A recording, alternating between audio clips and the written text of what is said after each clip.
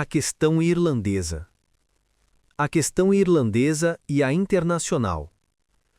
Todos os centros industriais e comerciais da Inglaterra têm agora uma classe operária dividida em dois campos inimigos: proletários ingleses e proletários irlandeses. O operário inglês comum detesta o operário irlandês como um concorrente que rebaixa seu nível de vida, sente-se a seu respeito como membro de uma nação dominante e torna-se desta forma um instrumento de seus aristocratas e capitalistas contra a Irlanda, e assim consolida seu poder sobre si próprio. Preconceitos religiosos, sociais e nacionais jogam-no contra o operário irlandês, comporta-se em relação a ele mais ou menos como os brancos pobres contra os negros nos antigos estados escravistas da União Americana. O irlandês lhe paga na mesma moeda, vê nele simultaneamente o cúmplice e o instrumento cego da dominação inglesa na Irlanda. Este antagonismo é mantido artificialmente e atiçado pela imprensa, pelos sermões, revistas humorísticas, enfim, por todos os meios de que dispõem as classes no poder. Este antagonismo constitui o segredo da impotência da classe operária inglesa, a despeito de sua boa organização. É também o segredo da força persistente da classe capitalista, que disto se dá conta perfeitamente. Mas o mal não acaba aí. Ele atravessa o oceano.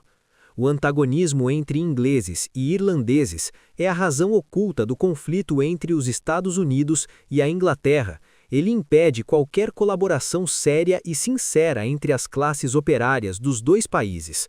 Ele permite aos dois governos mascarar, quando lhes convém, o conflito social, excitando os dois países um contra o outro e, em caso de necessidade, provocando uma guerra. A Inglaterra, metrópole do capital, potência até agora dominante no mercado mundial, é no momento o país mais importante para a Revolução Operária e, além disso, o único país onde as condições materiais desta revolução chegaram a um certo grau. Por isso, a Associação Internacional dos Trabalhadores visa, antes de mais nada, acelerar a revolução social na Inglaterra, e o único meio de consegui-lo é tornar a Irlanda independente. Eis porque a Internacional deve sempre dar prioridade ao conflito entre a Inglaterra e a Irlanda, tomando abertamente o partido desta última. A tarefa especial do Conselho Central em Londres é despertar na classe operária inglesa a consciência de que a emancipação nacional da Irlanda não é para ela uma questão abstrata de justiça e de humanitarismo, mas a condição primeira de sua própria emancipação social. A questão irlandesa e o proletariado. Minha intervenção na questão da anistia irlandesa, e além disso, a proposta que fiz de discutir no Conselho Geral a posição que a classe operária inglesa deve adotar a respeito da Irlanda e sobre ela deliberar, tudo isto naturalmente não tinha outro objetivo senão falar abertamente e de forma decisiva a favor dos irlandeses oprimidos contra seus opressores. Pouco a pouco cheguei à convicção, falta apenas inculcá-la na classe operária inglesa, de que ela nada poderá fazer de decisivo aqui na Inglaterra, enquanto não romper da maneira mais clara, em sua política irlandesa, com a política das classes dominantes. Enquanto não associar seus interesses aos dos irlandeses, também não tomará a iniciativa de dissolução da União Forçada de 1801 e de sua substituição por uma confederação igualitária e livre. É preciso visar esta meta, não por simpatia à Irlanda, mas como uma reivindicação no próprio interesse do proletariado inglês. Senão, o povo inglês continuará a ser tutelado pelas classes dirigentes, pois ele é obrigado a unir-se a elas para enfrentar a Irlanda. Todo o movimento popular na própria Inglaterra está paralisado de antemão pela contenda com os irlandeses que constituem na própria Inglaterra uma fração muito importante da classe operária.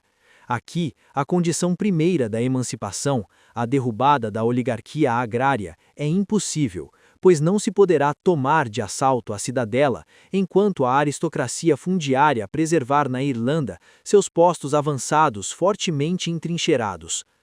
Em contrapartida, assim que a causa do povo irlandês estiver em suas próprias mãos, assim que ele se tornar seu próprio legislador, assim que passar a governar a si mesmo e gozar de sua autonomia, o aniquilamento da aristocracia fundiária, em grande parte os mesmos indivíduos que os latifundiários, tornar-se-á infinitamente mais fácil que aqui. Na Irlanda, o problema não é somente de ordem econômica, a questão nacional coloca-se ao mesmo tempo, pois os latifundiários irlandeses não são, como na Inglaterra, os tradicionais dignatários e representantes, mas os odiados opressores da nação irlandesa. Não somente a evolução social interna da Inglaterra está paralisada pelas relações existentes com a Irlanda, mas também sua política externa e, sobretudo, sua política com a Rússia e os Estados Unidos da América. Sendo incontestavelmente a classe operária inglesa que fará pender a balança em prol da emancipação social, convém aí aplicar a alavanca. Na realidade, foi a Irlanda que provocou a perda da República de Cromwell, non bis in idem, que não ocorra outra vez. Os irlandeses infligiram uma boa peça ao governo inglês, elegendo membro do parlamento o convicto conspirador O'Donovan Rossa. Os jornais governamentais já ameaçam com uma nova suspensão do Habeas Corpus Act, com um novo terror. De fato, Inglaterra jamais governou a Irlanda senão empregando o terror mais ignóbil e a corrupção mais detestável, e enquanto subsistirem as condições atuais, nunca poderá governá-la de outra forma.